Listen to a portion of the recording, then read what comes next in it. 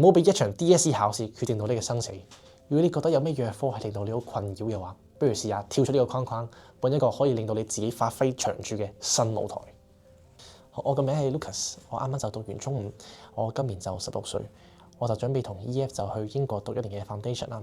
咁我嘅目標就係喺英國入到一間 top 10嘅大學，咁我就會選讀business finance 同埋 management。我個心情係其實期待多過緊張，因為 EF 本身就係一個100% 嘅大學取錄保證啦。見到 EF 佢有好多嘅成功例子啦，即係譬如係伯明翰啊，或者係劍橋牛津都有一啲嘅例子啦。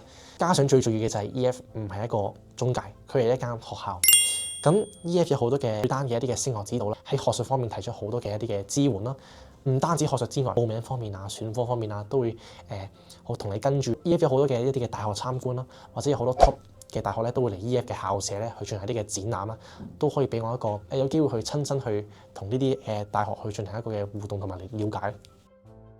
我覺得最大嘅分別就係喺時間同埋效率方面。傳統嘅路線就係由中五啦、中六1年 DSE 再加上4年大學，呢段時間要用6年，中間要隔住一個 DSE 係關乎你生死嘅一個考試。我揀嘅呢條路，中五1年 foundation 加上大學嘅3年，係比傳統嘅路線係短咗1年啦。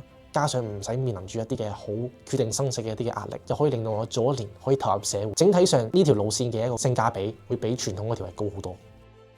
有嘅，譬如我之前可能讀中五嘅時候咧，我哋都會有操 past paper 嘅一個習慣。可能佢做得好流暢，可能我就會棘住，因為我覺得我自己嘅數學就係最差啦。咁有時我就會諗啦，可能我數學就會影響到我未來嘅升學。自從我阿媽就介紹咗 EF， 咁英文都係我最擅長嘅一個科目，咁我就可以利用英文呢一科我最叻嘅科啦，再加上我即係可以專心讀我中意嘅一個科目，用英文去融入翻一個生活啦，同埋可以走出傳統嘅一個 DSE 嘅一個框架，可以更加專注啦，同埋可以發揮得更加好。以前我嘅心態就係好焦慮咯，因為面對住我最差嘅科就係數學啦。DSE 咧係對呢啲嘅核心科目好嚴謹嘅，即係譬如你任何一科唔合格咧，可能對你之後揀科都有影響。咁可能喺學校都有一啲嘅 life planning 嘅一啲嘅講座啦。咁我都係聽唔入耳嘅，因為我都係擔心數學呢樣嘢。